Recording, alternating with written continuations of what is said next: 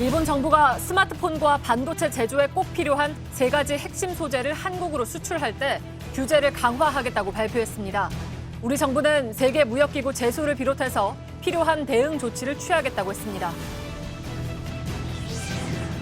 도널드 트럼프 미국 대통령이 트위터를 통해 지난 4일 동안 놀라운 일이 일어났다고 밝혔습니다.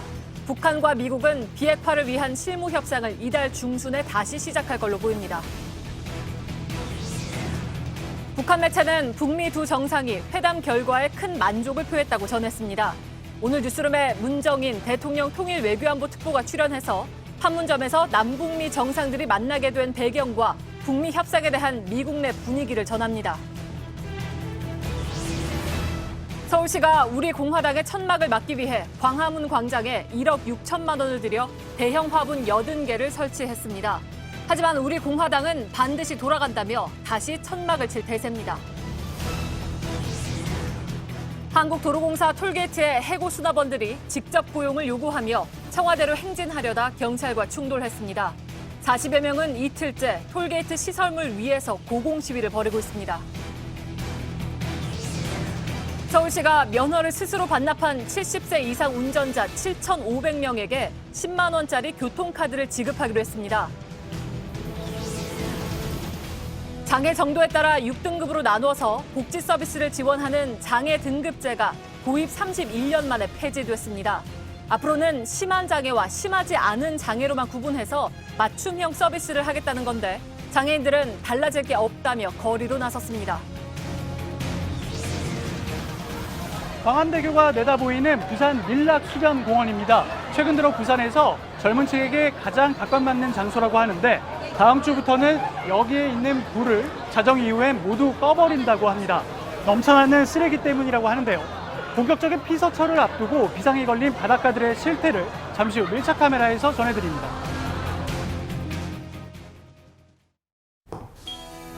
공기청정기가 도로 위로 내일을 바꾸는 현대수소 전기차. 예, 시청자 여러분, JTBC 뉴스룸을 시작하겠습니다. 우리 대법원의 강제징용 피해자에 대한 배상 판결이 나온 이후에 일본 정부는 이걸 어떤 식으로 보복을 할지를 연구해온 모양입니다. 오늘 일본 정부의 답이 나왔는데 반도체나 스마트폰 등을 생산할 때 없어서는 안 되는 핵심 품목들을 우리나라에 수출할 때 강한 규제를 한다는 것입니다. 일본 정부는 보복이 아니라고 강변하고 있지만 앞뒤가 맞질 않습니다. 또 우리만 어려워지는 것이 아니라 일본도 손해볼 각오를 해야 합니다. 먼저 서준석 기자가 보도해드립니다. 일본 경제산업성이 우리나라 수출에 대한 규제를 강화하겠다고 발표한 품목은 세 가지입니다. 스마트폰과 TV 등 액정 화면을 만드는 데 쓰이는 투명 폴리이미드와 반도체 기판 제작에 필요한 레지스트, 그리고 반도체 세정에 쓰이는 고순도 불화수소입니다. 이들 품목을 수출할 때 절차를 간소화하는 대상국에서 우리나라를 제외한 겁니다. 당장 오는 4일부터 우리 기업은 이 소재들을 들여올 때마다 일본 정부의 승인을 받아야 합니다. 승인 절차는 3개월 이상 소요될 수도 있습니다. 일본은 이번 조치가 한일 간 신뢰가 현저하게 손상됐기 때문에 내려졌다고 설명했습니다. 韓国との信頼関係の下でですね、輸出管理に取り組むことが困難になっていることに加えて、韓国に関連する輸出管理をめぐり不適切な事案が発生したこともあり、 일본은 통신기기 부품 등을 수출할 때도 허가를 받도록 하는 방안을 검토하고 있습니다. 교도통신은 일본 정부가 한국 정부의 징용배상 문제를 해결해달라고 했지만 사태가 진전되지 않자 강경 조치를 단행한 것이라고 보도했습니다. JTBC 서준석입니다. 예, 이렇게 일본 정부는 기습적으로 수출 규제 조치를 내놓았지만 보복은 아니다 하는 입장을 내놓고 있습니다. 물론 이걸 보복이라고 고백할 수는 없겠죠. 도쿄의 윤서령 특파원을 연결하겠습니다. 자, 일본 정부가 대항 조치가 아니다 이렇게 말을 했다는 거죠? 네, 오늘 오전 정부 부대변인격인 관방부 장관이 오늘 취한 수출 규제가 한국에 대한 대항 조치가 아니라고 말했습니다. 직접 들어보겠습니다. 예. 今回の見直しは、適切な輸出管理制度の運用を目的としたもので、あります。対抗措置ではありません。 네, 쉽게 말해서 이 보복이 아니라는 주장입니다. 그러면서 이번 조치가 WTO 룰에 따른 것이며 자유무역에 역행하는 것도 아니라고 주장을 했습니다. 국제적인 비난 여론을 감안해서 보복이 아니라는 주장을 펴고 있는 것으로 보여집니다. 예, 그렇지만 우리 대법원의 강제징용 배상 판결에 대한 보복 조치다 하는 것은 누구나 생각해 볼 수 있는 그런 상황인데 실제로 그렇게 볼 만한 정황들도 있지 않습니까? 그렇습니다. 오늘 경제산업성이 내놓은 자료를 보면 한일 간의 신뢰관계가 현저히 손상됐고 수출 관리를 둘러싼 부적절한 사안이 발생해 이 같은 조치를 취한다고 밝혔습니다. 사실상 강제징용 배상 판결 때문이라는 점을 밝힌 겁니다. 거기다가 한국만 꼭 집어서 조치를 발표를 했고 오늘 오전 10시에 일본 정부가 발표하기 전까지 한국 측에는 내용조차 알려주지 않았습니다. 명백히 한국을 겨냥한 경제 보복 조치라고 볼 수밖에 없습니다. 예, 알겠습니다. 도쿄의 윤서령 특파원과 이 문제를 잠시 좀 짚어봤습니다. 잘 들었습니다. 자, 일본 정부의 이번 조치는 한국의 핵심 수출품인 반도체와 스마트폰을 직접 겨냥하고 있습니다. 경제 보복의 상징성은 물론이고 효과도 높이겠다는 심산이겠죠. 근데 말씀드린 대로 일본도 손해보는 일이 될 것이고 우리로선 따져보면 당장 큰 피해가 있는 것은 물론 아닙니다. 물론 장기적으로 됐을 때는 이게 좀 걱정할 만한 상황이긴 합니다. 경제산업부 박영호 기자와 조금 더 짚어보도록 하죠. 자, 일본이 수출 규제를 하겠다고 하는 것이 정확하게 어떤 것들입니까? 네, 모두 세 가지입니다. 포토 레지스트와 브라서 또 투명 폴리 이미드인데요. 예. 이 산업 소재다 보니까 이름이 좀 어렵습니다. 쉽게 말하면은 모두 반도체와 스마트폰 화면을 만들 때 꼭 필요한 물질이라고 보면 될 것 같고요. 예. 또 일본 시장이 세계 시장에서 공급의 90% 이상을 차지하고 있는 사실상 독점 제품입니다. 예. 구체적으로 어디에 쓰이는 것들입니까 이게? 네, 한번 화면을 보면서 설명을 해드리겠습니다. 예. 우선 포토 레지스트인데요. 반도체 회로를 새길 때 필요한 코팅액으로 보면 될 것 같고요. 두 번째는 흔히 불산이라고 불리는 불화수소입니다. 이 반도체 웨이퍼의 불순물을 없애는데 주로 씁니다. 마지막은 투명 폴리이미드라는 물질인데요. 이 접히거나 휘는 디스플레이를 만들 때 사용을 하는데 이번에 그 삼성전자가 내놓은 갤럭시 폴드를 만들려면은 꼭 필요한 물질입니다. 그렇겠군요.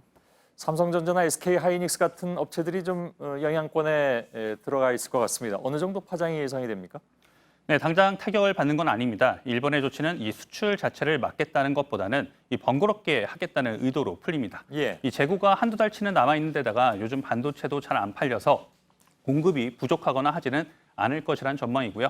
이 문제는 사실상 금수 조치로 가면서 이 사태가 장기화하는 경우인데 세 가지 소재 모두 일본의 세계 시장 점유율이 90% 이상이다 보니까 일본산을 대체할 제품을 확보하기가 아직은 쉽지만은 않은 만큼 이 장기화할 경우 공장을 돌리기 어려워지는 최악의 시나리오도 배제할 수는 없습니다. 예. 근데 우리 정부도 일단 WTO 제소 방침을 밝히긴 했으나 이게 원래 이제 몇 년이 걸리잖아요.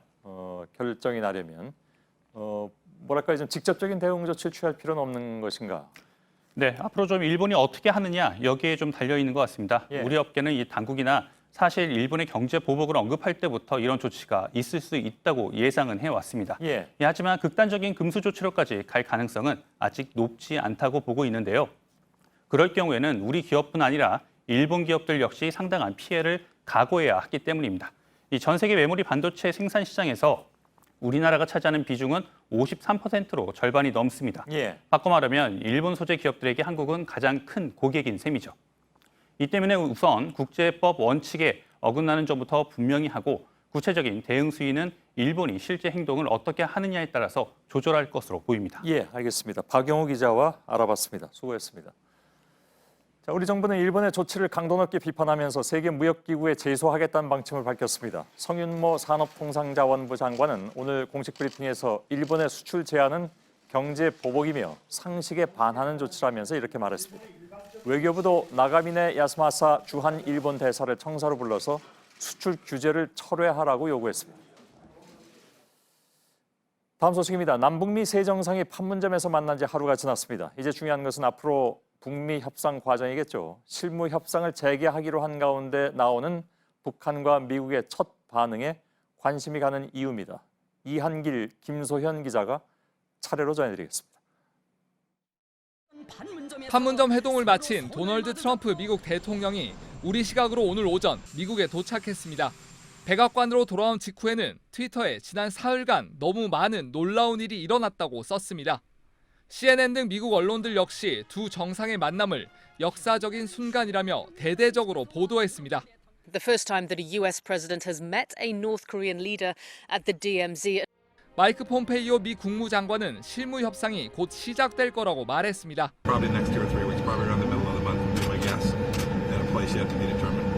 협상팀은 자신과 스티븐 비건 대북 특별대표가 계속 맡게 될 거라고도 했습니다. 1, 2차 북미 정상회담을 주도했던 북한 통일전선부 대신 외무성이 협상에 나설 것으로 보입니다. We'll have the foreign ministry as our counterpart. I don't know exactly who from the foreign ministry, but it's likely to be one of a couple people.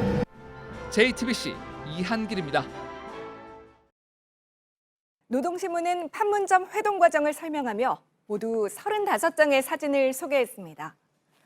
트럼프 대통령이 군사분계선을 넘는 장면과 함께 남북미 정상들이 분단의 선을 자유롭게 넘나든 건 화해와 평화의 새 역사가 시작된 거라고 평가했습니다.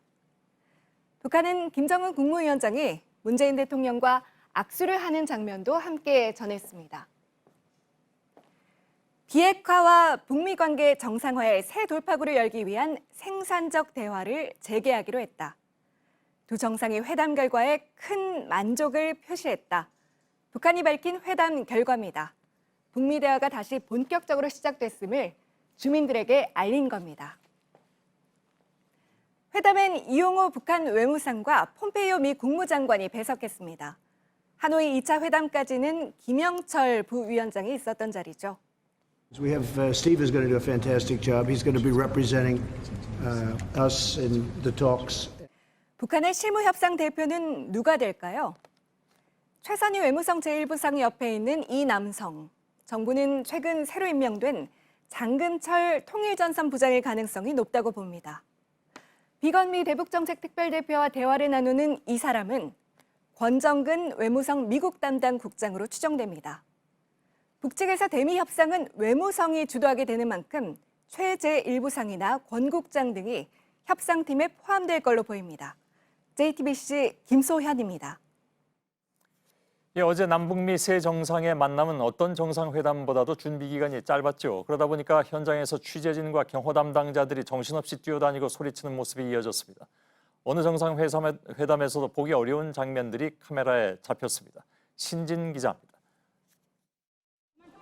촬영 장비를 든 외신 기자들이 자유의 집을 향해 달리기를 합니다. 역사적인 장면을 카메라에 담기 위한 경쟁이 시작된 겁니다. Guys, everyone needs to back up. The shot is not here right now. The shot is going to be him walking. 군사분계선에 나란히 선 트럼프 대통령과 김정은 위원장. 북한 기자들이 시야를 가리자 외신 기자들이 날카롭게 항의합니다.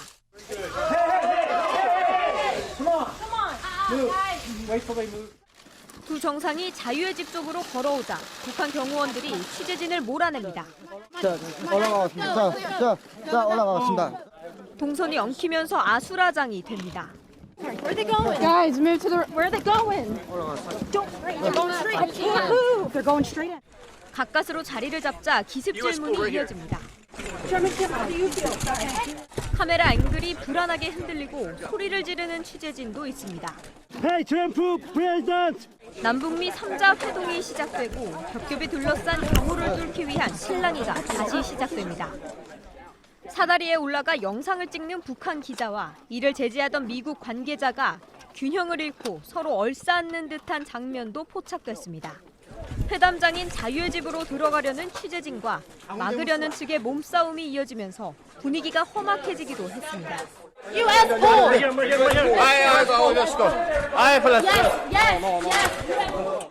스테파니 그리샴 신임 백악관 대변인도 이 과정에서 몸에 이곳저곳 멍이 든 것으로 전해졌습니다.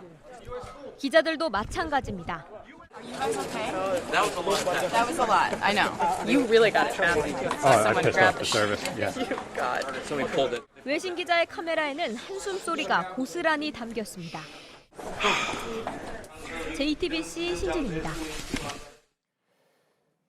어제 정상회담은 남측 지역인 자유의 집에서 열렸다는 점에서도 관심을 모았습니다. 자유의 집은 보통 회담장으로 이용되는 곳은 아닌데 이번에는 미국이 요구하고 북한이 이를 수용하면서 정해진 것으로 JTBC 취재 결과 확인됐습니다.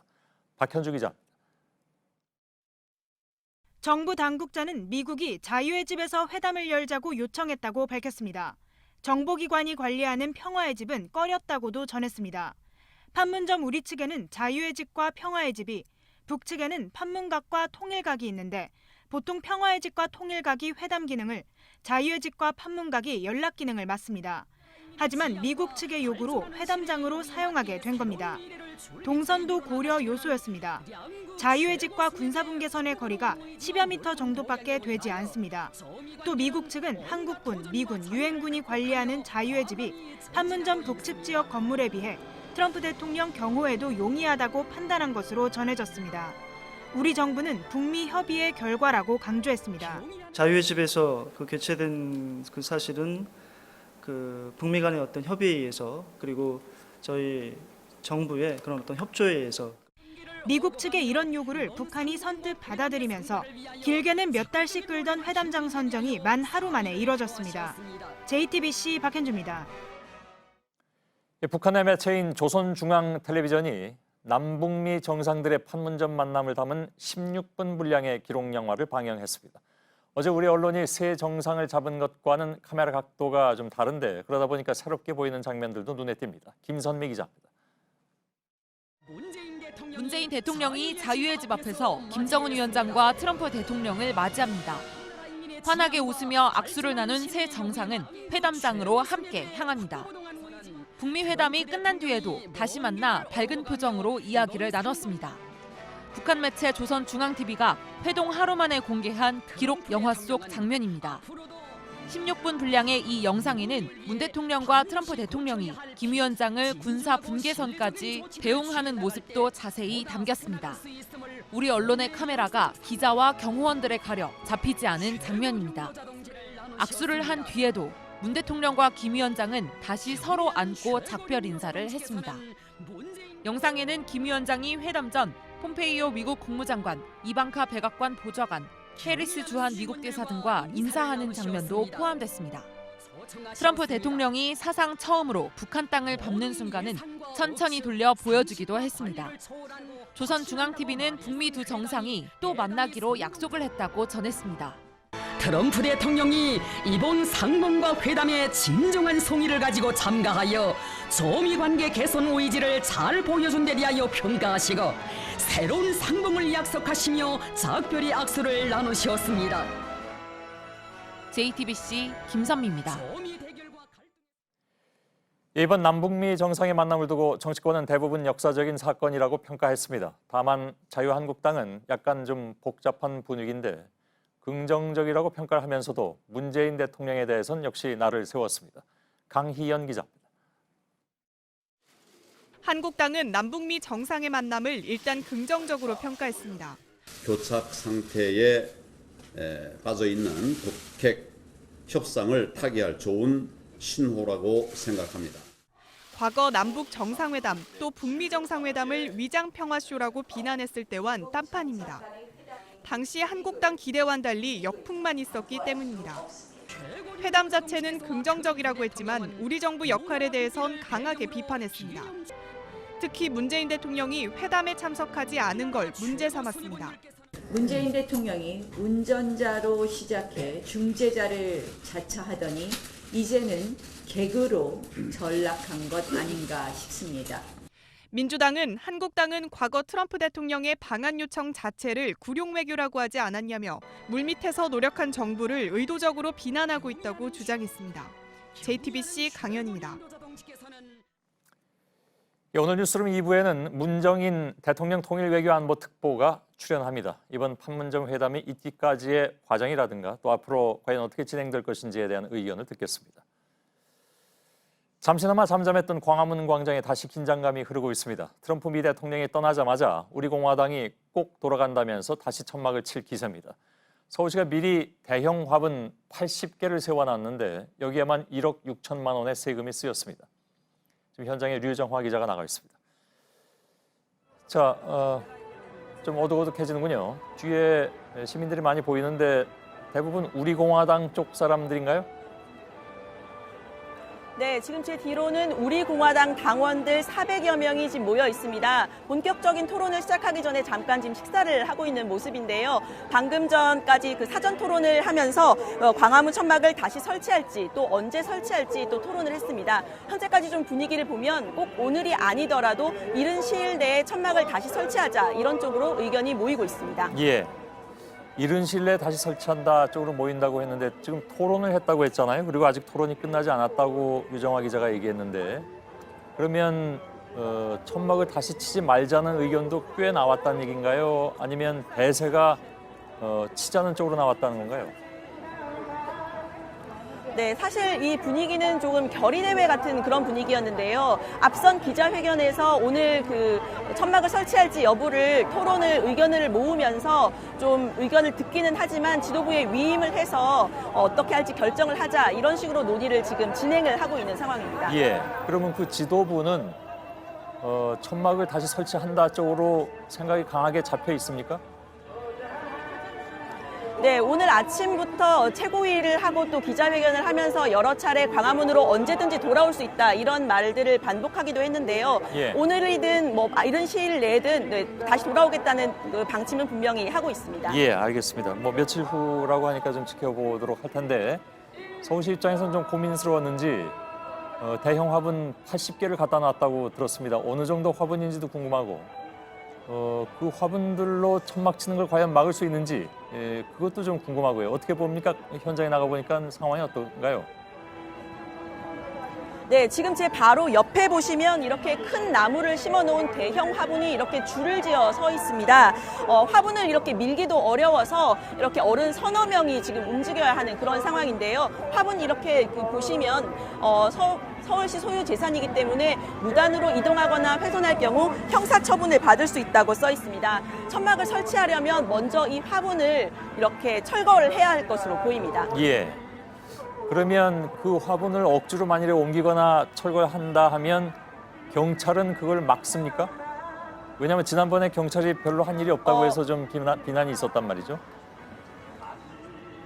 네, 그 경찰은 지금 이 천막 설치나 이런 부분들은 지자체 관할이기 때문에 상황을 주시하고 있는 상황입니다.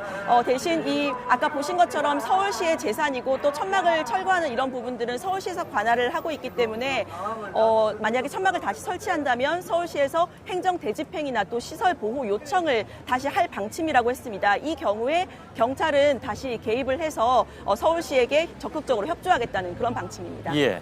알겠습니다. 근데 시민들도 불편하다고들 많이들 얘기를 하고 지금 말씀드린 것처럼 이제 세금 문제이기도 합니다. 지금까지 들어간 돈이 얼마라고 서울시는 얘기하고 있습니까? 네, 일단 지난 25일에 행정 대집행이 있었는데 그때 2억 원이 들었습니다. 또 그 직후에 1차로 설치한 화분 15개의 비용이 3,900만 원이고요. 또 어제 2차로 설치한 화분 80개의 비용이 설치 비용까지 개당 200만 원씩 1억 6천만 원이었습니다. 벌써 4억 원이 든던데요. 그 인건비나 중장비 비용을 더하면 그 비용이 더 많이 들 것으로 보입니다.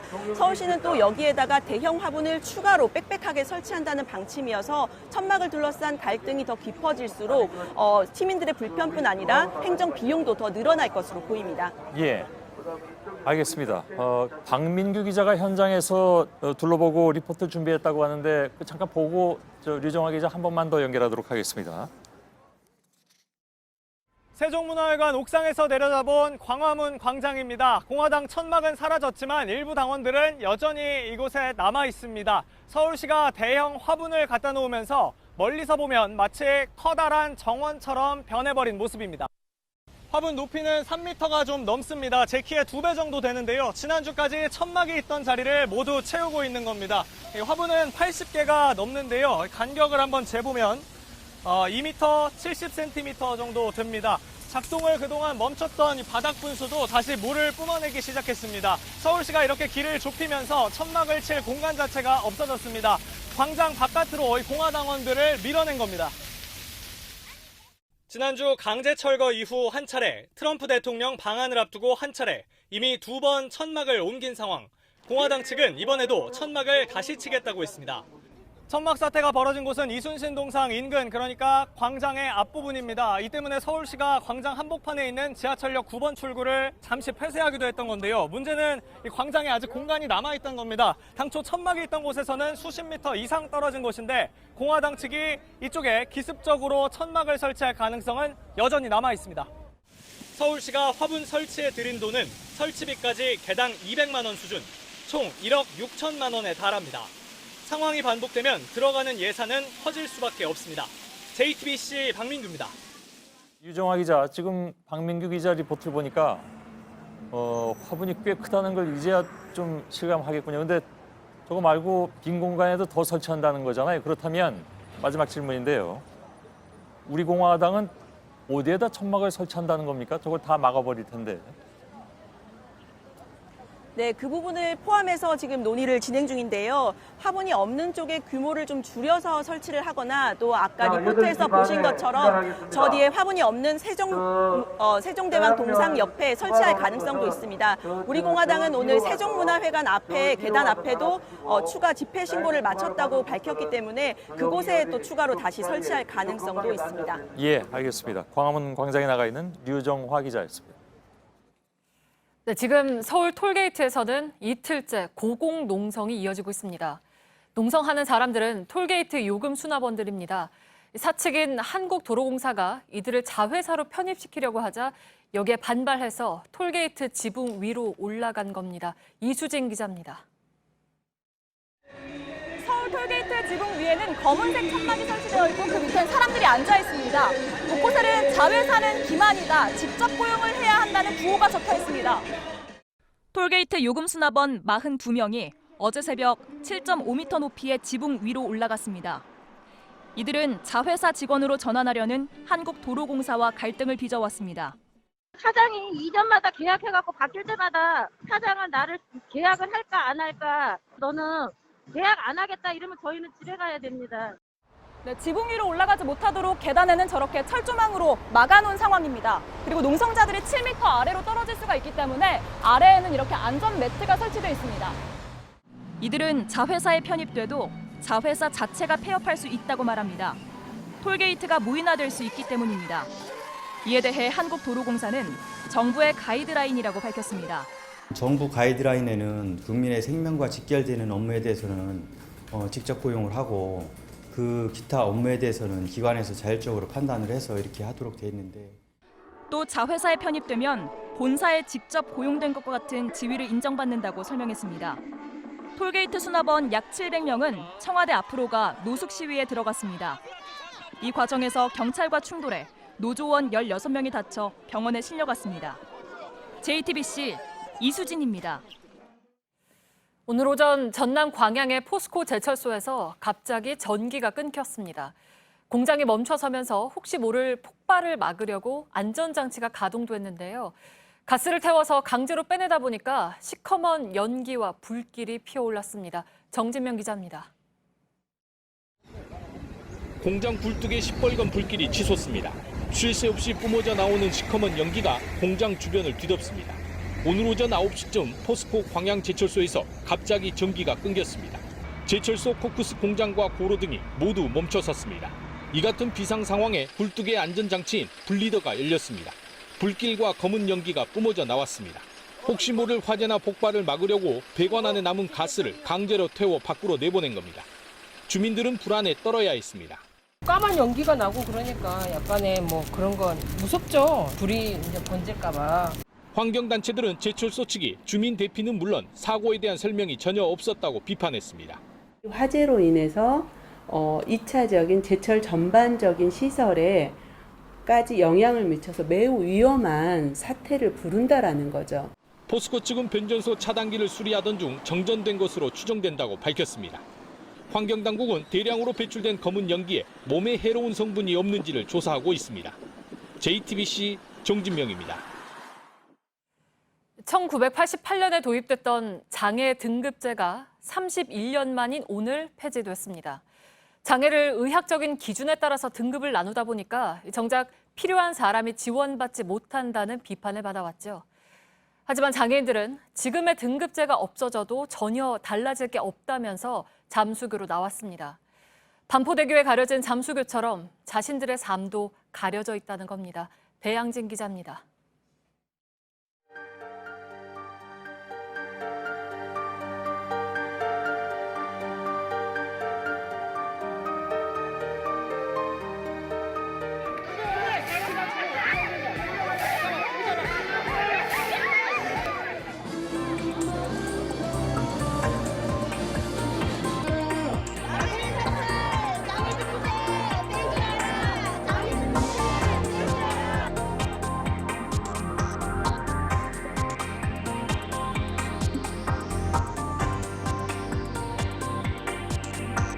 진짜 비가 나한테 안 맞아요.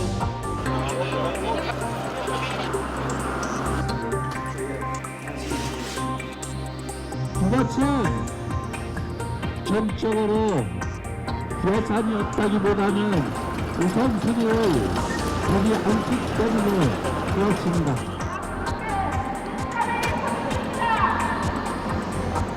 반포대교에 가려져 있었습니다. 지금까지 장애인의 삶이 장애인 거주시설이나 그리고 예산 확보 측면에서 가려져 있어서 네, 지난 5년 동안 우리나라 교통사고 건수는 계속 줄고 있습니다. 하지만 65세 이상 고령 운전자들의 사고는 그 반대입니다. 특히 이 가운데는 역주행 같은 위험천만한 사고가 적지 않습니다. 이렇다 보니까 각 지자체들은 어르신들이 면허를 반납하도록 하는데 열을 올리고 있습니다. 부산에 이어 서울시도 면허를 반납하는 70세 이상 운전자들에게 10만 원 상당의 교통카드를 지급하기로 했습니다. 그 대상도 원래 1,000명에서 7,500명으로 크게 늘렸습니다. 강신우 기자입니다. 고속도로 휴게소에서 나온 차량이 반대 방향으로 내달립니다. 시속 70-80km의 빠른 속도로 20km 넘게 거꾸로 달렸습니다. 진행 방향을 착각한 건데 이 운전자는 88살의 고령이었습니다. 또 다른 77살 운전자가 몬 차량도 고속도로에서 거꾸로 달립니다. 역시 휴게소에 들렸다 입구를 출구로 착각한 겁니다. 두 사고 모두 다행히 인명피해는 없었습니다. 하지만 고령 운전자 사고는 큰 사고로 이어지는 경우가 많습니다. 시력과 청력이 떨어진 데다 반응 속도까지 느리기 때문입니다. 지난해 65세 이상 고령자가 사고를 낸 경우는 전체의 14%였습니다. 그런데 사망자 수는 22%로 인명피해는 더 컸습니다. 지난 5년간 전체 교통사고는 줄었지만 고령 운전자 사고는 대래 늘었습니다. 고령 운전자도 늘고 있습니다. 3년 전 249만 명에서 지난해 300만을 넘어서 전체의 9.5%에 이르고 있습니다. 이 때문에 여러 지자체들이 고령자들의 면허 반납을 적극 유도하고 있습니다. 부산시는 지난해부터 10만 원 교통카드를 지급하고 있고 경기도도 10만 원 상당의 지역 화폐를 주고 있습니다. 하지만 지원 규모가 턱없이 부족합니다. 7,500명에게 교통카드를 주기로 한 서울시만 해도 65세 이상 운전자가 53만 명에 이릅니다.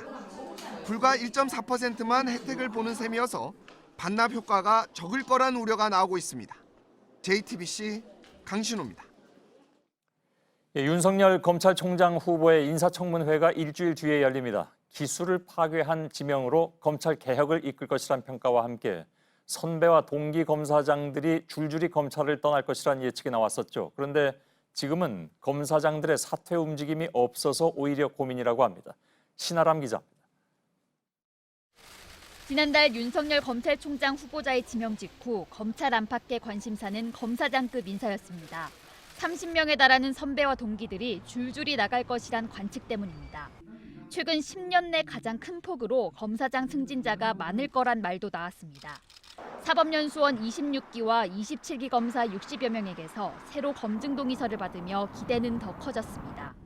하지만 현실은 달랐습니다. 현재까지 사표를 낸 건 3명에 불과합니다. 검사장 대부분은 꿈쩍도 하고 있지 않습니다.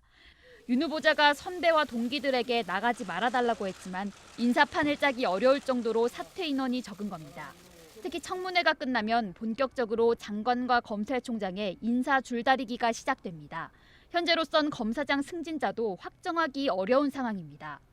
다만 윤 후보자의 선배 검사장들은 일단 청문회를 지켜보겠다는 입장이어서 오는 8일 청문회 이후엔 상황이 바뀔 수도 있습니다. JTBC 신아람입니다. 한편 정부는 오늘 서울경찰청장의 이용표 전 부산경찰청장을 그리고 부산경찰청장에는 김창룡 경남경찰청장을 내정했습니다. 대만 카스테라 가게가 망해갖고 빚을 졌어요. 영화 기생충에 나오는 대사죠. 그 많던 골목의 카스텔라 집은 이제는 찾기가 어렵습니다. 카스텔라뿐은 아니죠. 어디 하나 잘 된다 하면 우후죽순 베끼기식 프랜차이즈가 생겨납니다. 그렇게 반짝 떴다가 금방 사라지곤 합니다. 여기에 혹한 자영업자들의 운명도 골목에서 피고지기를 반복하고 있습니다. 성화선 이현 기자가 전해드립니다. 부산에 살던 김용길 씨는 전남에서 농사를 짓고 있습니다. 2년 전만 해도 김 씨는 대형 쇼핑몰에 있는 대만식 카스텔라 가게 사장이었습니다. 첫 빵이 나올 때부터 이제 줄을 계속 섰죠. 하지만 차린 지 보름도 안 돼 대만식 카스텔라에 식용유가 많이 들어간다는 보도가 나왔습니다. 1억 1천만 원을 투자해가지고 9천만 원 정도 지금 아직 빚으로 남아 있습니다. 한창 유행이었던 2017년엔 대만식 카스텔라 프랜차이즈 브랜드가 17개, 지금은 하나도 남아있지 않습니다. 서울의 한 대학교 앞입니다. 걸어서 3분, 약 150m 골목을 따라 직접 걸어가 봤습니다. 최근 유행하는 마라탕 가게가 4곳이나 여기저기 있습니다. 또 다른 대학교 앞엔 흑당을 넣은 버블티 매장들이 곳곳에 있습니다. 네, 많이 봤는데 막 일반 커피 프랜차이즈에서도 많이 팔더라고요. 근데 이렇게 새로운 메뉴로 확 쏠렸다가 거품이 꺼지는 현상은 반복됩니다. 2011년 맥주집 프랜차이즈, 2013년 벌집 아이스크림, 이후 추로스, 카스텔라, 핫도그 매장도 마찬가지입니다. 이런 신메뉴 매장은 기존의 치킨이나 빵집 프랜차이즈보다 투자비도 적고 교육기간도 짧아 쉽게 차릴 수 있습니다. 하지만 순식간에 매장이 늘어난 만큼 유행도 빨리 사라질 수 있습니다. JTBC 성화선입니다. 김지수 씨는 2년 전만 해도 이 자리에서 무한리필 떡볶이 가게를 했습니다. 유행을 탈까 걱정하는 김 씨에게 프랜차이즈 본부는 걱정 말라고 장담했습니다. 이게 과연 올해는 갈까? 5, 6년 이상은 갈 아이템일 거고 계속 이제 새로운 아이템을 준비하고 있고 메뉴 개발을 하는 중에 있기 때문에 그런 거는 걱정 하나도 안 해야 된다고. 하지만 새 메뉴는 나오지 않았습니다. 주방용품이나 음식 재료도 비쌌습니다. 저희 같은 경우는 요리도 특출나게 잘하는 것도 아니고 프랜차이즈의 전문적인 그런 힘을 좀 빌려가지고 조금 장사를 해보려고 시작을 했었던 건데 1년을 버텼지만 하루에 15,000원어치밖에 못 팔게 되자 결국 문을 닫았습니다.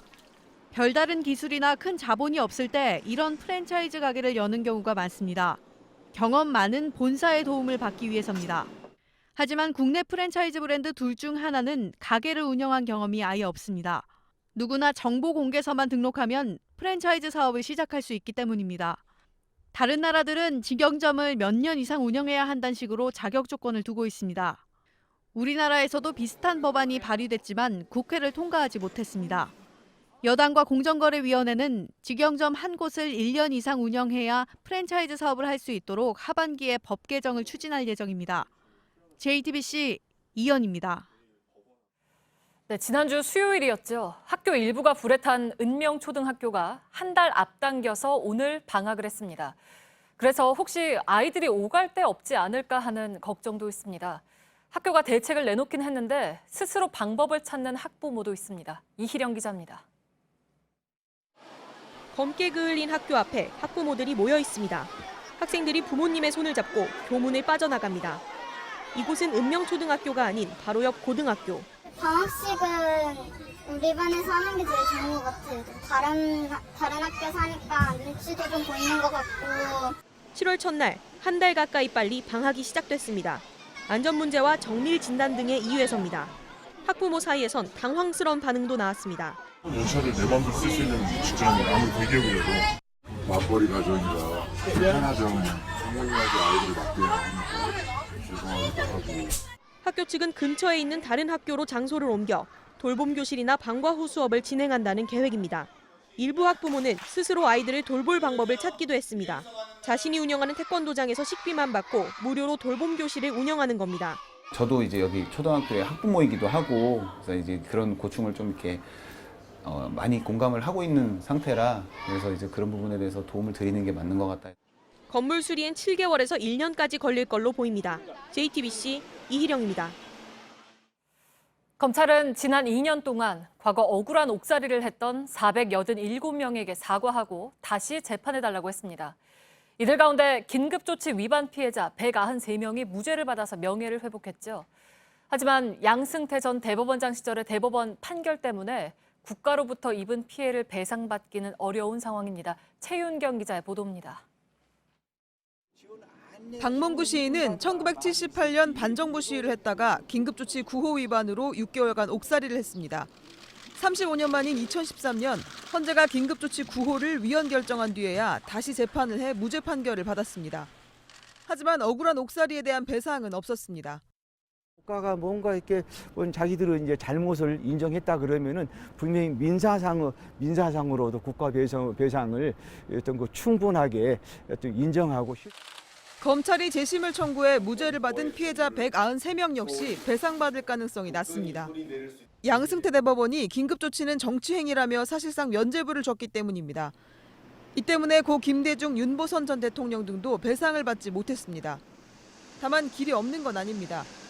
지난 4월 서울중앙지법에서 긴급조치는 대통령의 의무를 위반한 것이라며 국가의 배상 의무를 인정한 판결이 나왔기 때문입니다. 이 판결을 근거로 대법원이 양 전 대법원장 시절 판례를 바꾸면 배상 가능성이 다시 열리게 됩니다. JTBC 최윤경입니다. 최근 3년 동안 국민신문고에 올라온 미세먼지에 대한 민원이 6만 건이 넘는 것으로 나타났습니다. 해마다 2배씩 늘고 있습니다. 이런 민원을 반영해서 오늘부터 유치원과 초중 고등학교 교실에 미세먼지 측정기를 반드시 설치해야 합니다. 이상화 기자입니다.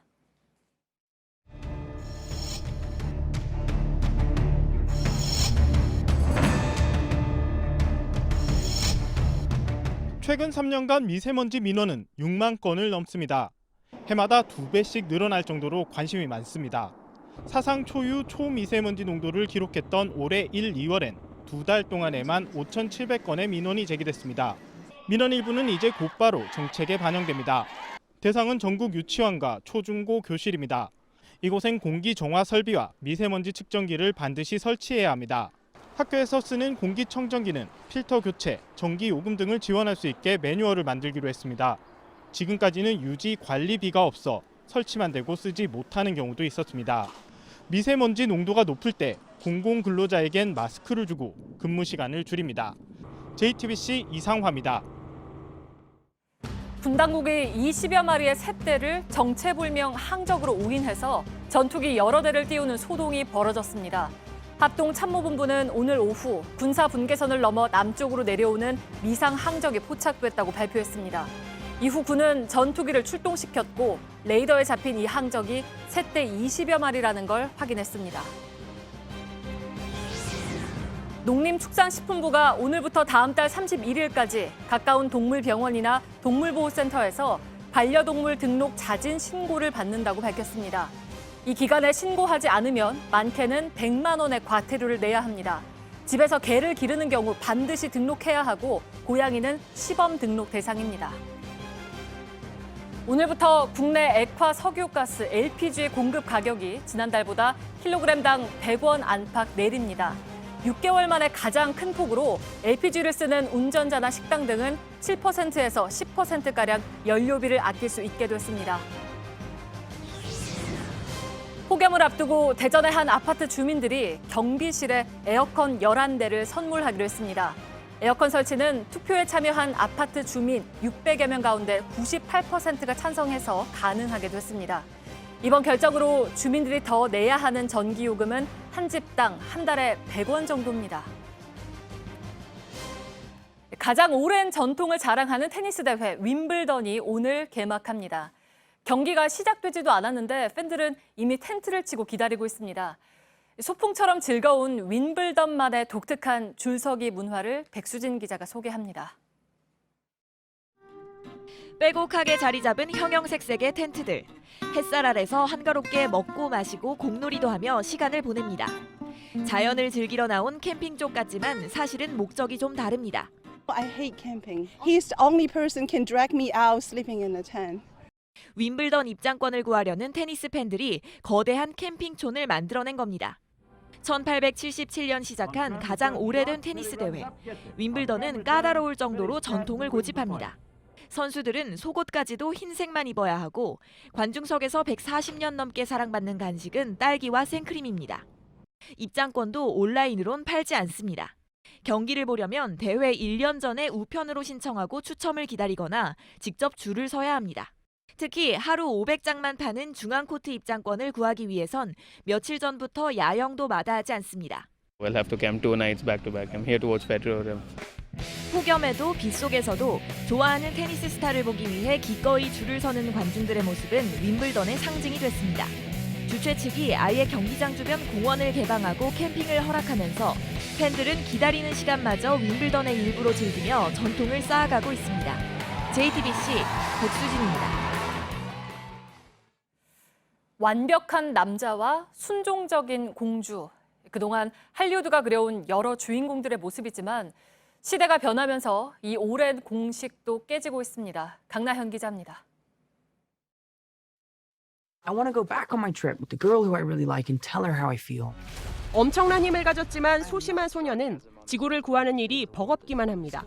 멋있게 악당을 물리치려다가도 실수를 연발하고 속임수에 말려드는 스파이더맨. 여느 영웅과 다르지만 사랑받는 주인공이 됐습니다. No one in our world is perfect. It's just not possible, and I think he represents everyone in that way. 고귀한 태생 혹은 막대한 재산의 백인 남자. 할리우드 영웅의 필수 조건인 줄 알았는데 이제 다릅니다. 흑인을 비롯한 다양한 인종과 미모의 조력자에 머물던 여성이 주인공 자리를 차지했습니다. 공주를 내세워 꿈과 희망을 노래하던 디즈니의 눈도 바뀌었습니다.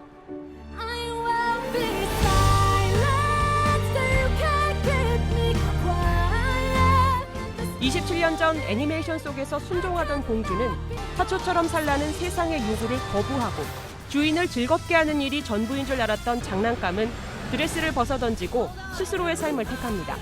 세상을 바꾸는 건 특별한 소수가 아니라 우리 모두라는 깨달음을 스크린도 담아내기 시작했습니다. JTBC 강나현입니다.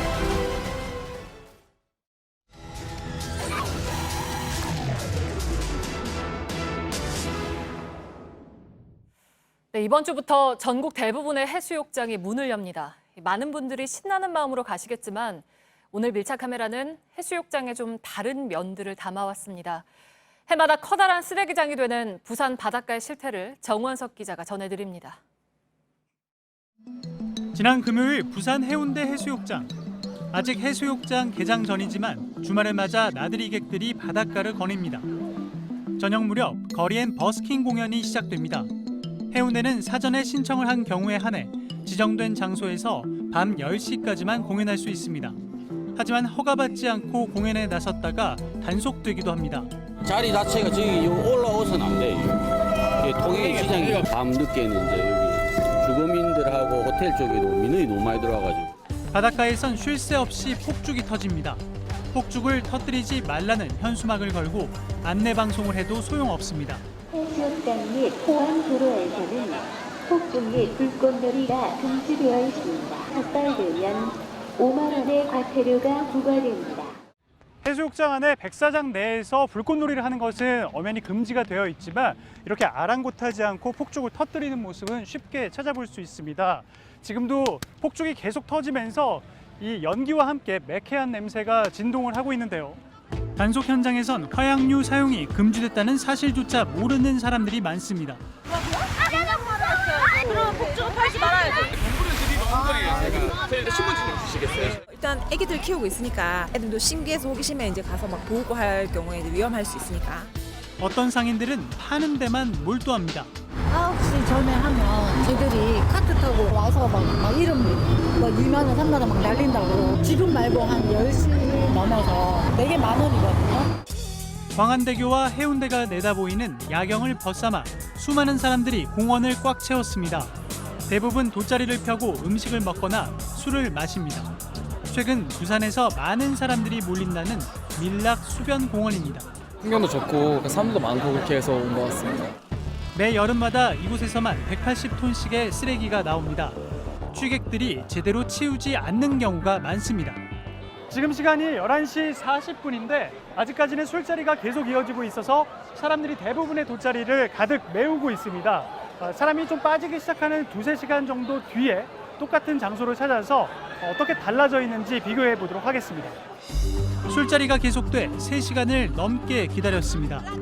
지금 시간이 새벽 3시인데 아까에 비하면 사람이 줄기는 했지만 여전히 늦은 시각치고는 많은 상태입니다. 한 가지 달라진 점이 있다면은 이 비어있는 돗자리들인데요. 누군가가 잠시 자리를 비운 것이 아니라 이 음식과 포장 용기들을 버린 채 그대로 자리를 뜬 겁니다.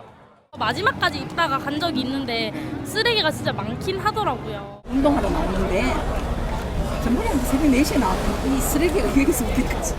자원봉사자는 저녁 8시부터 새벽 2시까지 쓰레기를 수거합니다. 하지만 자발적으로 치우는 사람들 걸 정리하는 수준. 이걸로 한 60개, 70개 나와요. 아침에 한객 미화원들 치우는 우리가 배에 3배는 더 치우죠. 수영무는 자정 뒤 수변공원 내 조명을 끄겠다고 했지만 과연 효과가 있느냐는 말이 나옵니다. 불이 꺼져도 마실 사람은 모여서 더 마시고 휴대폰 조명 같은 걸 켜고 그냥 요 야경 보면서 새벽부터 환경미화원들이 청소를 한 결과 지금은 다시 한적한 바닷가 모습으로 되돌아왔습니다. 우리가 언제까지 이 바다 정취를 누릴 수 있을지를 생각해 본다면 쓰레기를 그냥 버리고 갈 수 있을까요? 밀착 카메라 정원석입니다.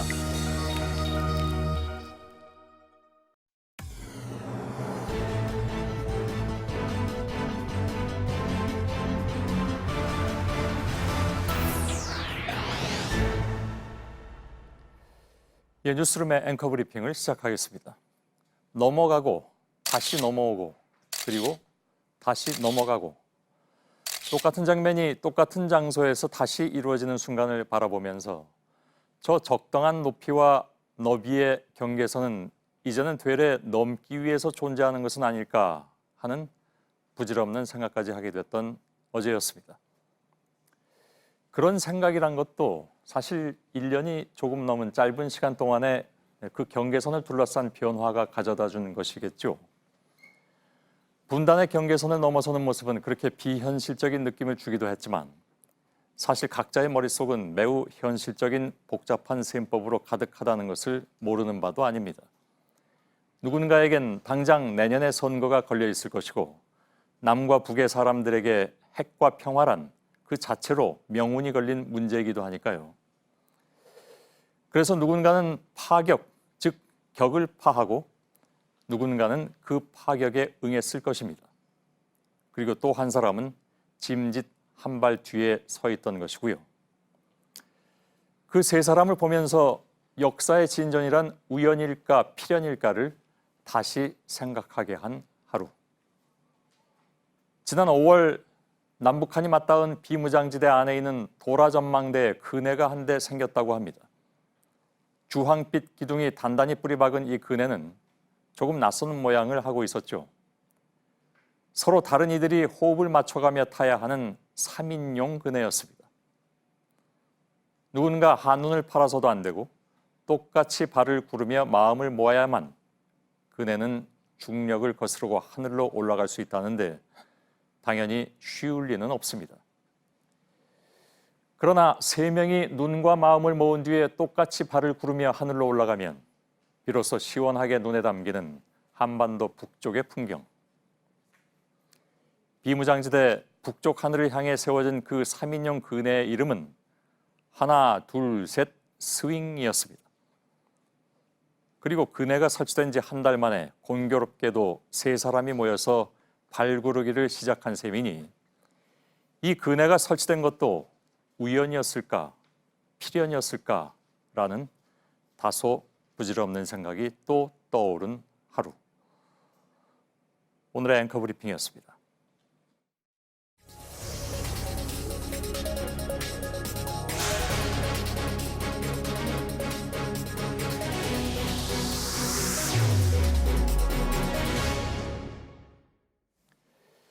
예, 어제 북미 정상회담 이후에 저희 JTBC는 미국 내 전문가 8명에게 이 상황을 어떻게 보는지를 물어봤습니다. 워싱턴 연결해서 직접 들어보죠. 임종주 특파원이 나와 있습니다.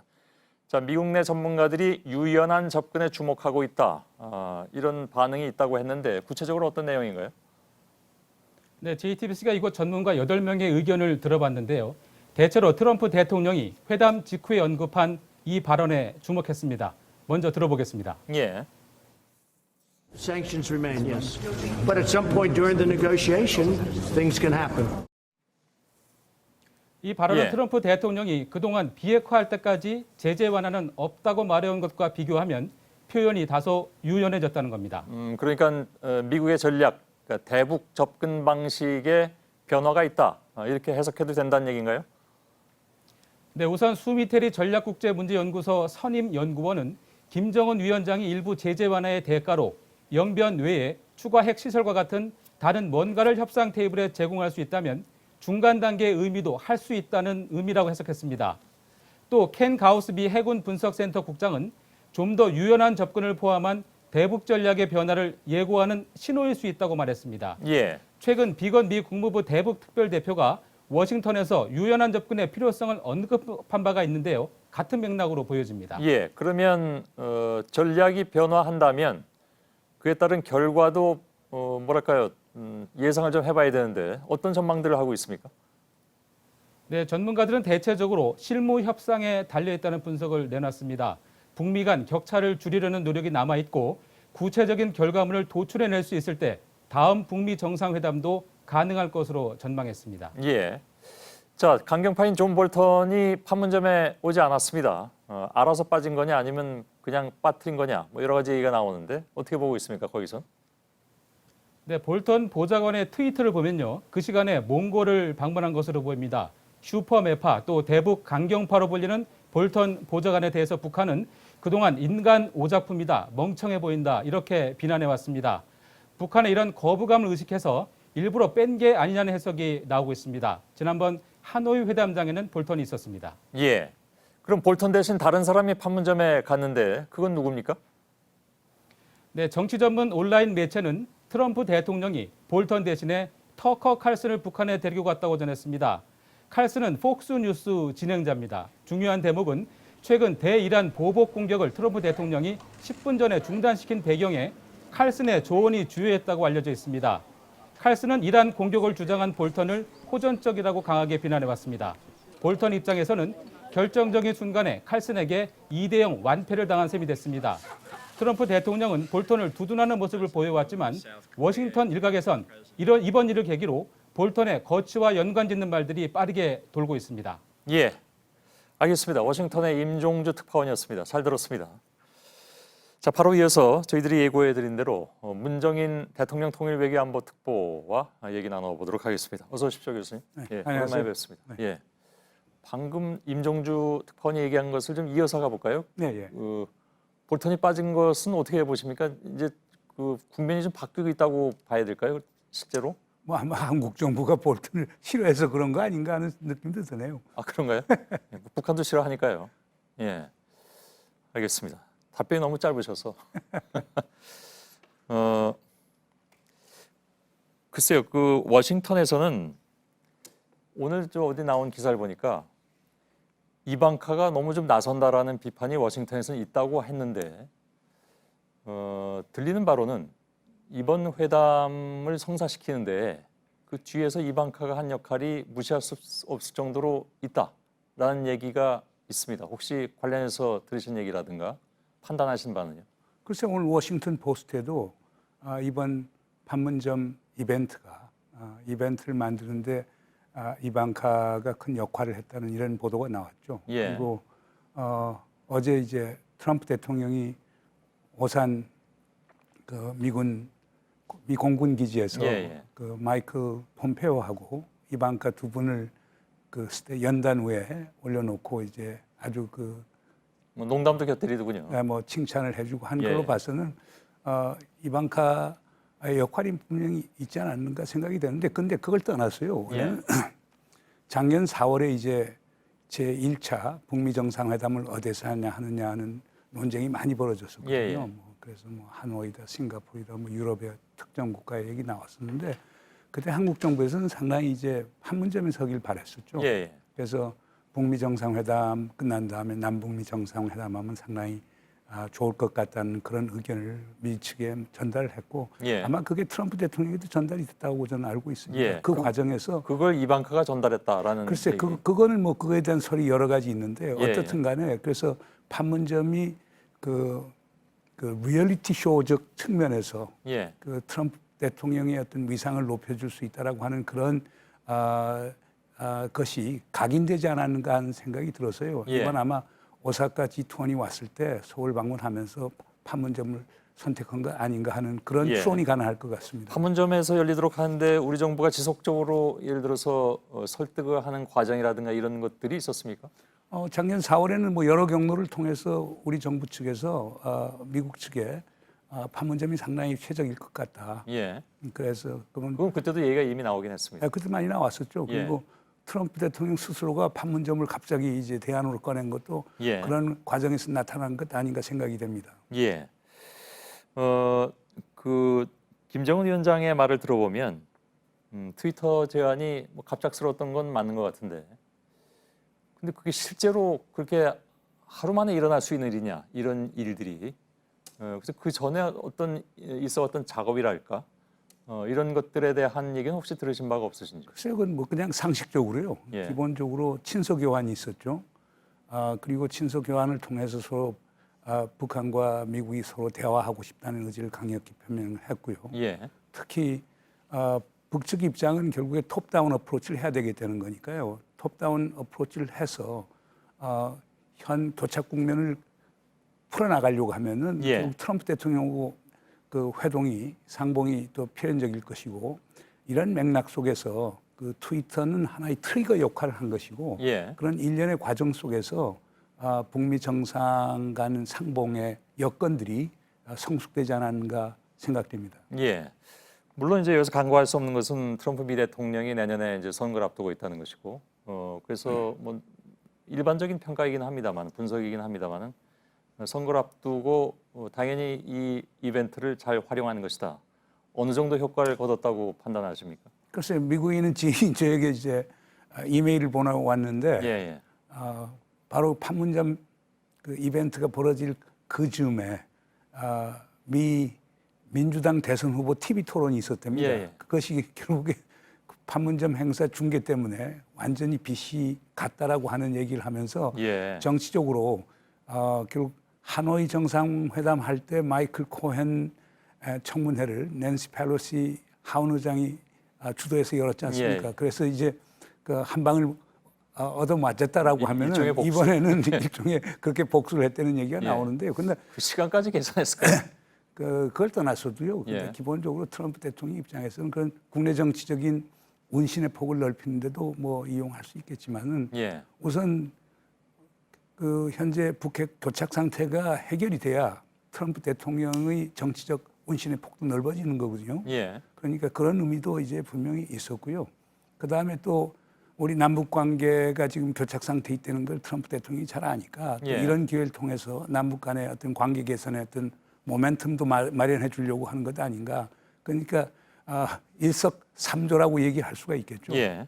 반대로 이제 김정은 국무위원장의 경우에 글쎄 어저께 뭐 트럼프 미 대통령이 만일에 안 왔으면 자신이 민망했을 뻔했다라고 얘기는 했으나 거기를 안 오리라고 생각한 사람도 그렇게 많지는 않았습니다. 뭐 오긴 오겠지라고 했는데 물론 올 때도 본인이 또 원하는 바가 있으니까 오는 것일 테고요. 분명히 얻은 것이 또 있을 텐데 그건 뭐라고 보십니까? 글쎄 우선 지난 2월 27일, 28일 하노이 2차 북미 정상회담에서 상당한 타격을 받은 건 분명한 사실이거든요. 후일담이 많이 나왔죠. 그러니까 하노이 충격을 극복하는데 예. 상당히 큰 도움이 되지 않았는가 생각이 됩니다. 그리고 그것도 다른 사람이 아니고 예. 세계의 최강의 국가라고 하는 미국의 대통령이 먼저 만남을 요청했다라고 하는 점에서는 김정은 위원장으로서는 국내 정치적 입지가 상당히 좋아지겠죠. 예, 그것도 잘 이용을 하겠죠. 네. 오늘 나온 보도도 보면 그런 것 같고요. 그런 면에서 글쎄 어제 그 만남이 뭐 여러 가지 극적 효과를 거둔 것은 틀림이 없어 보이는데 특히 이제 두 사람이 서로 쌓여있던 일종의 특히 이제 김정은 위원장한테 쌓여있던 일종의 트라우마랄까 그런 것들은 지금 오늘 북측의 보도를 보면 완전히 해소된 것 같긴 합니다. 이제 두고 봐야 되겠죠. 뭐. 과정에 있기 때문에요. 예. 그러니까 이제 뭐 두 정상이 이제 합의를 한 거는 2, 3주 이내에 실무 협상을 재개하기로 했으니까요. 예. 실무 협상을 통해서 구체적 진전이 있었을 때 예. 북이 원하는 걸 지금 얻을 수 있는 것이기 때문에 지금은 조금 시기상조 아닌가 생각이 그렇겠죠. 됩니다. 예. 제가 이제 그 트라우마를 극복했다는 것은 물론 이제 실무 협상을 해봐야 되는데 적어도 하노이 직전의 상황까지의 심적 상태로는 갈 수 있었던 것이 아닌가 이번 만남을 통해서. 이런 건 있었을 것 같아요. 예. 우리가 그때 하노이 상황을 복기를 해보면은 예. 하노이에서 트럼프 대통령이 결국 박차고 나온 셈이거든요. 뭐냐면 트럼프 김정은 위원장은 더 소위 협의를 하고 싶었을 때 결국에 자 우리 그 노란 봉투에 넣은 자 우리가 원하는 핵 화생무기 미사일 이거 전부 폐기하라. 그럼 북한 경제 밝은 미래를 보장해주겠다고 해놓고 던지고 나온 거거든요. 그 후에 트럼프 대통령의 행보를 보면은 그 김정은 위원장에 대해서 상당히 미안하게 생각하는 게 많았던 것 같아요. 우선 어떤 면에서 그랬습니까? 그러니까 가령 예를 들어서 나는 지금도 김정은 위원장에 대해서 변치 않은 신뢰를 갖고 있다. 나는 좋은 관계에 있다. 나는 대화를 하고 싶다. 계속 이런 메시지를 보냈거든요. 그러니까 그거는 저 70 중반에 노 정치인이 30대 중반의 젊은 정치인에 대해서 어떤 미안한 감을 가졌고 그런 것을 이번에 만남으로써 그걸 부분적으로 해소해 줄 수 있는 것 아닌가 하는 그런 느낌이 좀 듭니다. 근데 역시 근본적인 것은 뭐 조금 아까 저희들이 그 미국 전문가들의 답변을 통해서 듣긴 했으나 미국의 이번 그 비핵화 협상에 임하는 전략이 근본적으로 혹은 부분적으로 변하는 것이냐 변하지 않는 것이냐 하는 것에 상당 부분 달려 있겠죠. 예를 들어서 일괄 타결로 가겠다고 계속 한다면 여전히 좀 어려운 그런 상황이 될 것 같고 그 부분에 있어서 미국의 전략 변화가 실제로 있다고 보십니까? 제가 지난 6월 19일 날 미국 아틀란틱 카운슬에서 한 회의에 참석을 했었어요. 그때 스티브 비건 특사도 왔는데 스티브 비건 특사가 상당히 재미있는 발언을 두 가지를 했어요. 하나는 미국이나 북한이나 보다 유연한 자세를 취할 필요가 있다. 미국 정부 관리가 북한에 관해서 유연한 자세를 취해야 되겠다는 표현을 한 것은 제가 처음 들었거든요. 그리고 두 번째로는 제재에 관한 얘기는 하지 않으면서 그 북한에 대한 security assurance, 안전 보장이죠. 우리가 우리말로는 소위 체제 보장이라고 하는 건데 그거에 대해서 논의할 가능성이 있다라고 하는 것을 시사한 바가 있었거든요. 그리고 어저께 뭐 트럼프 대통령도 제재는 계속되지만 그 과정에서 뭐 어떤 변수가 있을 수도 있다라고 하는 것을 보면은 그 하노이에서 미국이 제시한 특히 존 볼튼이 만들어 놓은 그 전부 아니면 전무라고 하는 일괄 타결 방식에 부분적 변화가 있는 것 아닌가 하는 것이 추정이 됩니다. 그 부분적 변화가 서로 실무 협상을 하는 과정에서 조금씩 더 긍정적인 쪽으로 이른바 이제 전향적인 쪽으로 움직이게 된다면 뭐 그만큼 희망을 가져도 되지 않나 하는 생각도 드는데 그런 메시지가 트럼프 대통령으로부터 나오지 않았다라고 하면은 김정은 위원장이 그렇게 밝은 모습을 보이면서 자유의 집을 떠나지는 않았을 겁니다. 그렇기 때문에 그 점에 대해서는 그 구체적인 내용은 모르지만 두 정상 간에 어느 정도 타협의 가능성을 모색한 것 아닌가 이렇게 생각이 됩니다. 두 사람의 대화는 문재인 대통령에게도 전달이 됐다고 했는데 그 내용을 그렇다면 청와대도 파악을 하고 있긴 하겠군요. 그렇죠. 오늘 뭐 강경화 장관에게 전달할 테니까요. 청와대도 들어갔겠죠. 알겠습니다. 근데 한 가지 좀 계속 갖는 그런 의문점이 있습니다. 이건 뭐 의심한다는 의문점은 아니고 그냥 궁금한 점인데 트럼프를 움직이게 하는 것은 역시 선거인 것 같습니다. 누가 뭐래도. 그렇다면 미국의 이른바 이제 대선 가도에서 트럼프가 북한 변수를 뭐 어찌 됐든지 간에 자신한테 유리하게 이용을 할 텐데 그것이 실제로 미국의 정관한 미국의 대중들에게 통하는 방법일까요? 다시 말하면 대북 관계를 해결함으로써 혹은 상당 부분 개선함으로써 트럼프가 표를 많이 얻을 것이냐. 근데 따지고 보면 그렇지 않은 부분도 있느냐. 어떻게 봐야 될까요? 글쎄, 그건 5월 달이죠. 스티브 비건 특사가 서울 왔을 때 저랑 이제 한 1시간 정도 이제 서로 환담을 한 적이 있었습니다. 그래서 제가 그때 한 그 이틀 전에 제가 워싱턴을 다녀왔었는데 예, 예. 그래서 제가 비건 특사 보고 그랬습니다. 워싱턴을 갔더니만은 한 90%가 예. 비관주의자. 대북 관계 그러니까 비핵화에 대해서. 비핵화 협상의 전망에 대해서 90%가 비관주의자, 회의주의자, 냉소주의자더라. 예. 그중에 한 10% 정도가 낙관적 전망을 가졌는데 그 10% 중에서도 9%는 조심스러운 낙관론을 펴고 예. 한 1% 정도가 잘 될 거라고 하는 낙관론을 갖더라.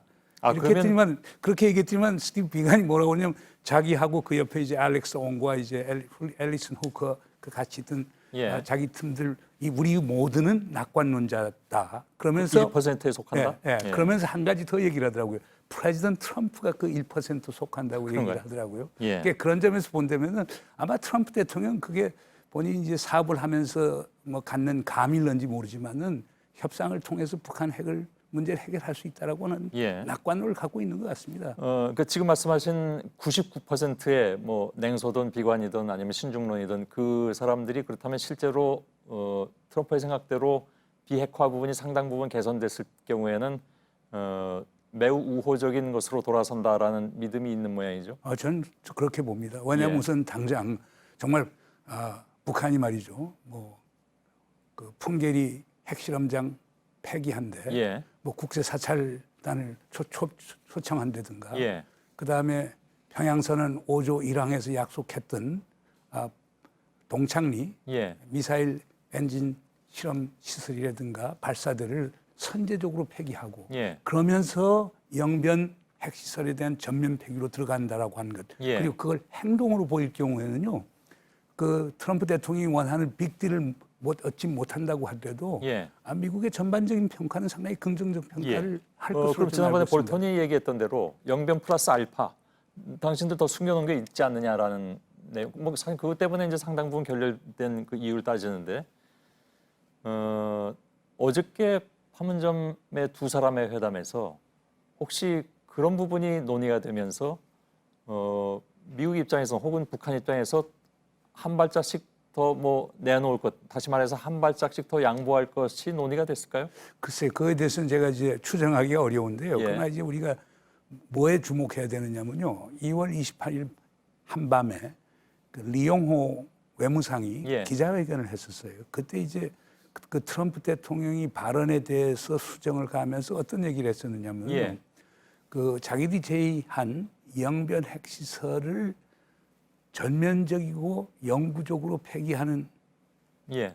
한 경우에 그리고 미국이 그에 대한 상응 조치를 했을 때는 그 과정을 통해서 신뢰가 쌓이게 되면 추가 조치를 할 수 있다고 얘기를 한 적이 있거든요. 예, 예. 저는 그 리용호가 얘기하는 추가 조치와 그 다음에 미국에서 얘기하는 플러스 알파라고 하는 게 접점이 좀 있을 수 있다고 봅니다. 예, 그래서 예. 제가 볼 때는 영변 플러스 알파에서 영변 D를 통해서 북미 간의 신뢰가 쌓이게 되면은 예. 알파 문제는 얼마든지 이제 논의할 수 있는데 하나 여기서 주의할 게 있습니다. 그것은 뭐냐면 입증의 책임은 미국과 우리 측에 있는 겁니다. 예. 북의 입장에서는 감추려고 그러겠죠. 그러겠죠. 그러니까 우리가 확실한 정보와 데이터를 갖고 북이 소위 거부할 수 없는 예. 그런 그 증거를 갖고 북과 이제 토의를 해 나가야 되겠죠. 그러면서 북이 거기에 자발적으로 협력할 수 있도록 만드는 게 그게 앞으로 어떤 외교적 노력이 어떤 중요한 부분이 아닌가 생각이 됩니다. 예. 알겠습니다. 마칠 텐데요. 네. 짤막하게 한 가지만. 그래서 이제 4차 회담이라고 불러야 되는데 앞으로 열릴 회담은 언제쯤 가능할 것으로 예상을 하십니까? 글쎄 예단하기엔 쉽지는 않을 것 같은데요. 예. 그러니까 그러실 것 같습니다. 예. 왜냐하면 실무 협상을 통해서 구체적인 진전이 있었을 때 예. 그리고 다음 정상회담이라고 하는 것은요. 북미 간의 합의를 보고 타결하고 예. 이제 구체적 행동으로 들어가는 단계이기 때문에 예. 그 4차 북미 정상회담을 예단하기는 상당히 그렇겠죠? 어렵다고 예. 생각합니다. 이제 다시 결렬되는 정상회담은 있을 수가 없는 상황이기 때문에. 저는 그건 아니라고 보고요. 예. 이번에 하나 좋은 점은 그래도 톱다운이 작동을 한다. 예. 이렇게 두 정상이 만나니까 지금까지 교착 상태를 극복할 수 있기 때문에 그건 상당히 희망적 대목이라고 봅니다. 예, 알겠습니다. 오늘 여기까지 말씀 듣겠습니다. 말씀 잘 들었습니다. 예, 예. 예, 문정인 특보였습니다.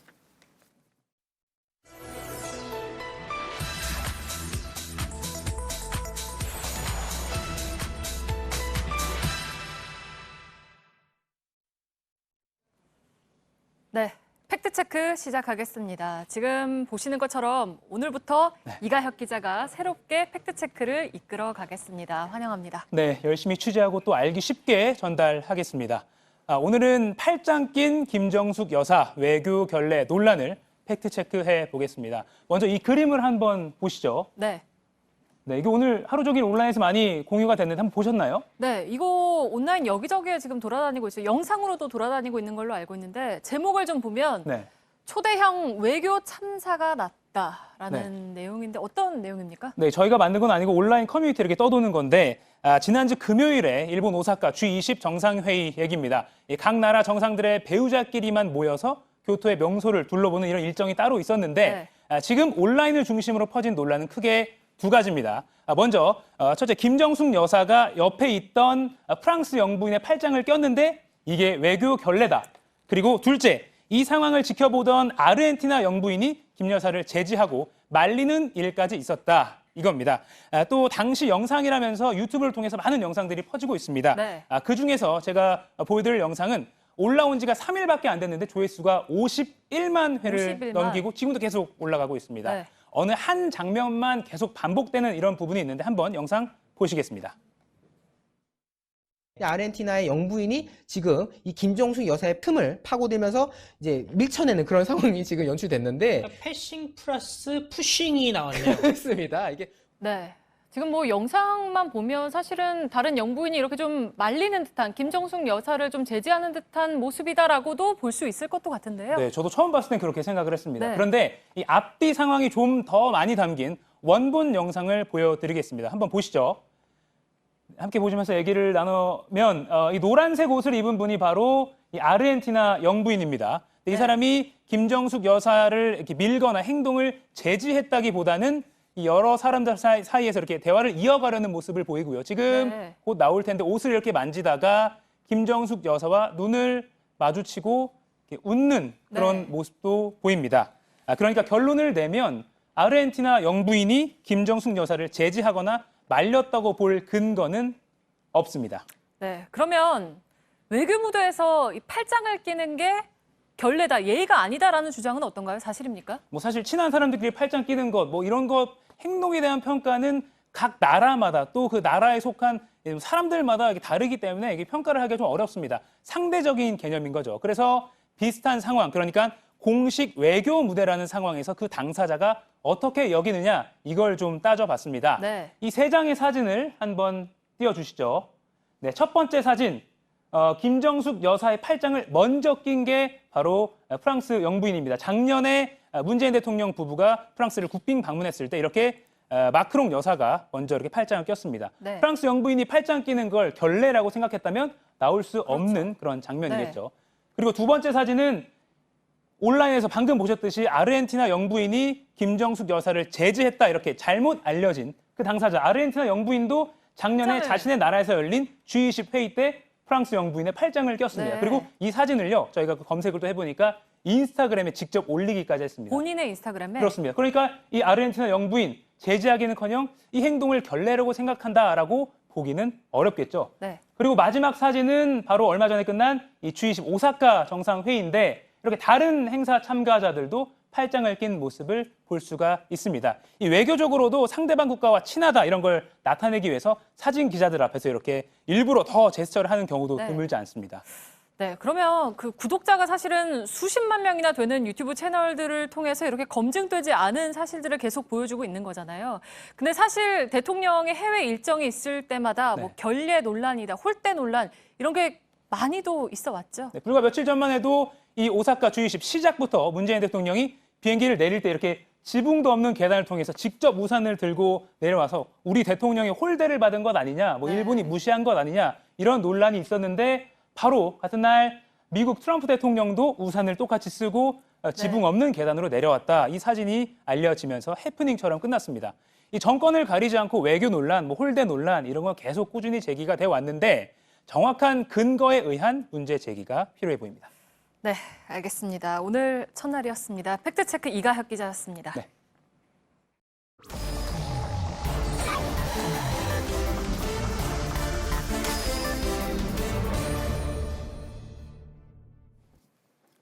예, 비하인드 뉴스를 시작하겠습니다. 박성태 기자가 나와 있습니다. 어서 오세요. 예. 열어보죠. 예, 첫 키워드. 첫 키워드는 공권력의 힘으로 잡았습니다. 예. 어떤 공권력을 얘기합니까? 어제 역사적인 남북미 정상의 만남이 있었습니다. 갑자기 이루어지면서 정말 갑자기 이루어졌구나라고 충분히 알 수 있는 화면들이 많이 있었는데요. 무엇보다도 방송 카메라가 그랬습니다. 방송 카메라 모습을 잠깐 보면 정말 정상들을 촬영한다고는 믿기 힘들 정도로 카메라가 계속 흔들리고 있고요. 좀 어지럽더군요. 예. 실제로 어제 생방송에 투입됐던 JTBC의 한 PD는 6개로 송출되는 현장 화면을 계속 보고 있다가 하루 종일 어지러웠다라고 고통을 토로하기도 했습니다. 트럼프 대통령과 김정은 위원장이 기념 촬영을 할 때도 전혀 정제되지 못한 장면들이 나왔는데요. 잠깐 보도록 하겠습니다. 예.